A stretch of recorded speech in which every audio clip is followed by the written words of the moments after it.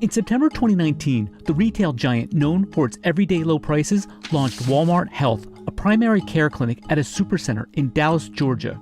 The doctor-run clinic, the first of its kind for the big box retailer, offers services like x-rays, annual checkups, and dental exams. With 15 Walmart Health locations up and running as of December 2020, the company announced plans to add at least 7 more by the end of 2021. As consumers face skyrocketing healthcare costs, Walmart, along with its rivals, CVS Health and Walgreens, are diving deeper into the healthcare business, opening in-store clinics in an attempt to grab a slice of the $3.6 trillion Americans spend annually on healthcare. But analysts say Walmart faces several hurdles in its quest to scale up nationally with a roster of highly paid doctors and dentists. Healthcare is notoriously complex.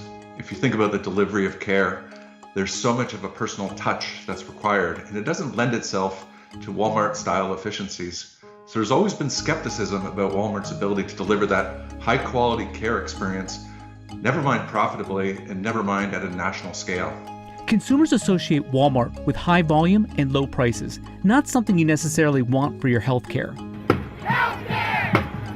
But with more than 35 million people uninsured as of 2019 and millions more with high-deductible health plans, could Walmart Health's low price point be the future of healthcare in America?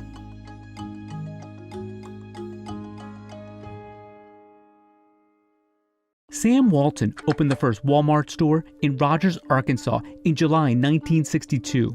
But the company's push into the consumer healthcare space didn't start arguably until the late 1970s when it opened its first pharmacy. By 2019, Walmart had more than 15,000 pharmacists on staff, and its pharmacies offered prescription drugs in almost all of its 4,700 U.S. locations. Walmart opened its initial supercenter in 1988, marking the retailer's first step into the competitive grocery market. By 2001, Walmart was the largest grocer in the country. In 1991, Walmart entered the eyewear business, becoming one of the nation's largest producers of prescription glasses. But as the company grew, it faced internal difficulties providing affordable health care for its employees. In 2008, Walmart had 1.3 million full-time and part-time workers in the U.S., with about 1 million people eligible for health care benefits. At the time, only half of its employees accepted the company's health coverage, and about 10% of workers were receiving government health coverage. To increase enrollment, the company expanded benefits and tested new programs. By 2019, Walmart said more than 1 million Americans, including workers and their families, were receiving medical benefits through the company. And Walmart continued rolling out new products and services to attract consumers too. In 2006, with an aging U.S. population relying on Medicaid and Medicare, the company introduced a $4 generic drug prescription program. In the early 2010s, the company rolled out the first of about a dozen urgent care clinics staffed by nurse practitioners called Walmart Care Clinics. The clinic's services included health screenings and disease management of diabetes and high blood pressure. According to analysts, the Urgent Care Clinic initiative was met with mixed results and did not expand nationally. As of October 2016, 140 million customers visited either in person at one of Walmart's 4,700 stores across the U.S. each week or online. And you look at the specifics of the primary care market, which is where they're competing. It's a very broken market. Pricing is not transparent. Customer service is very hit and miss. And in large parts of the country, there's very little access because there's no primary care doctors. So Walmart saw in that a large opportunity to grow the business and serve their customers. And as Walmart moved deeper into the healthcare space, it faced increased scrutiny from federal regulators too.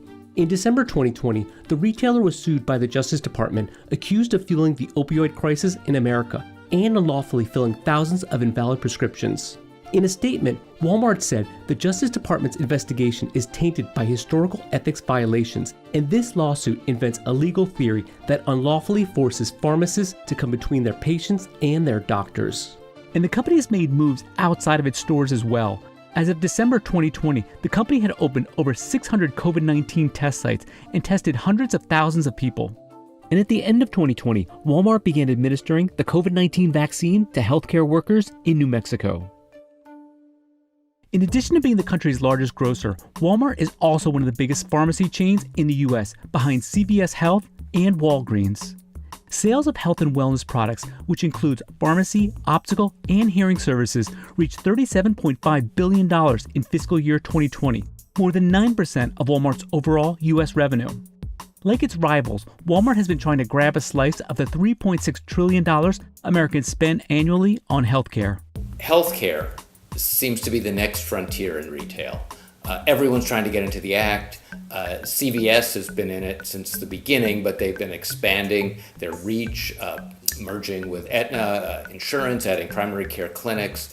In 2018, CVS Health bought insurance giant Aetna for $69 billion. Following the acquisition, CVS Health began adding more services to its 1,100 Minute Clinics. The Minute Clinic was launched in 2000 and treats ailments from minor injuries to bronchial infections at a cost of 40% less than urgent care. Walmart is new to the healthcare space, at least to the service side of the healthcare space. CVS is not. So they've got a brand advantage going in. In 2019, CVS Health rolled out its new health hubs. The redesigned stores, staffed by nurse practitioners and physician assistants, offered checkups, mental health counseling, and services to manage chronic diseases like diabetes and high blood pressure. By the end of 2021, CVS Health said it plans to have 1,500 health hub locations nationwide. Walgreens is making moves too. In July 2020, Walgreens announced it would include a doctor's office inside hundreds of its stores. The pharmacy chain joined forces with Village MD to open 500 to 700 clinics and pharmacies over the next 5 years. As part of the deal, Village MD will staff and run the primary care clinics, and Walgreens will invest $1 billion in the company. An online giant, Amazon, is positioning itself in the healthcare space too. In September 2018, Amazon bought online pharmacy PillPack for $750 million. PillPack ships prepackaged medications directly to consumers' doors. Amazon is also looking to bring down healthcare costs internally. In 2019, the company launched a virtual primary care clinic for eligible employees and their dependents in Washington state called Amazon Care.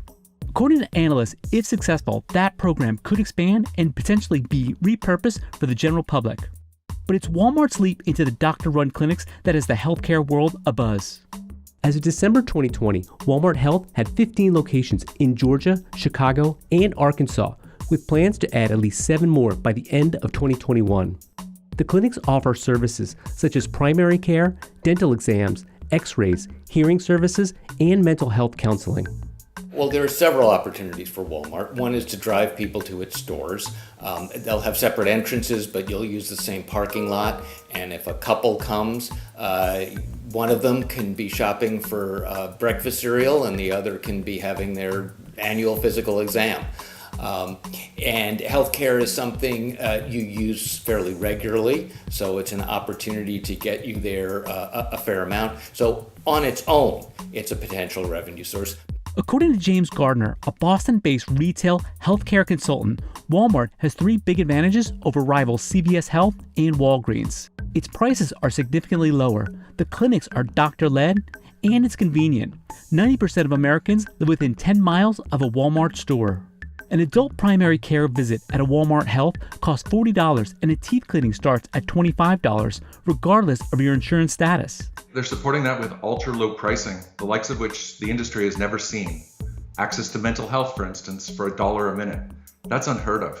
They will undoubtedly get customers, patients who hadn't even thought of getting health care. They had thought that they were going to get a box of Wheaties, and they realized that they had an achy knee. Why not take care of that while they're here?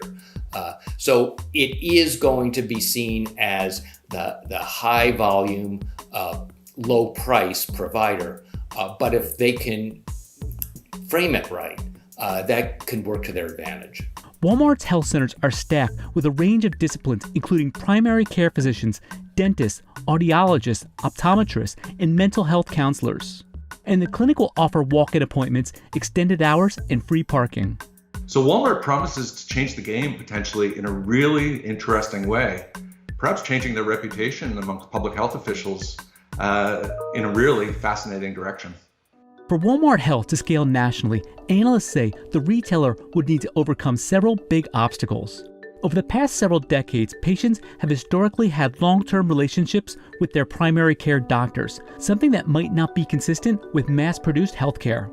A recent study found that the number of patients in the US with a primary care physician in 2015 was 75%. COVID-19 may have started to change that. According to the Department of Health and Human Services, telehealth has seen a meteoric rise since the start of the coronavirus pandemic. I think telehealth is a big opportunity for them. You can then access their services from anywhere. You can supplement it with an in-person visit. You can then supplement it with online shopping for your medications or for other health-related products. I think that figuring out a way to have a hybrid model where you have the bricks and mortar associated with their stores and then online, you can do much of it as well. Another issue is the potentially high cost of running doctor-led healthcare clinics. Walmart's success is due in part to its army of relatively low-wage workers, something that might not be feasible as it expands clinics nationwide. As of May 2020, the company had about 1.5 million employees in the US. The average wage for a US hourly associate was more than $14 an hour. The annual average wage for a family doctor in the US, according to the Bureau of Labor Statistics, was $213,000. To be honest, their ultra-low pricing confounds many. Despite their claims that they have some structural cost advantages, many of us look at the pricing they're charging and the cost of hiring professionals like doctors, optometrists, nurse practitioners, and others. And frankly, we struggle to understand exactly how it's all going to work. The retailer could also face pushback from consumer groups regarding the sale of products like tobacco and hunting rifles that are at odds with its dual identity as a major healthcare company, as well as concerns over its data collection. The other piece that they don't talk about that much is data.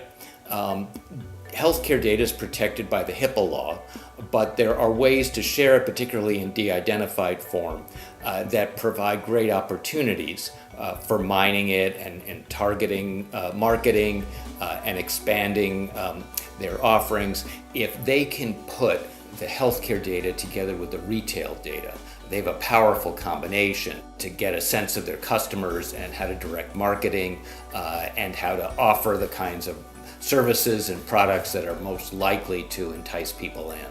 But despite these issues, analysts say that with millions uninsured and a health crisis in rural America, Walmart Health could potentially be a game changer and open up access to healthcare for tens of millions of Americans.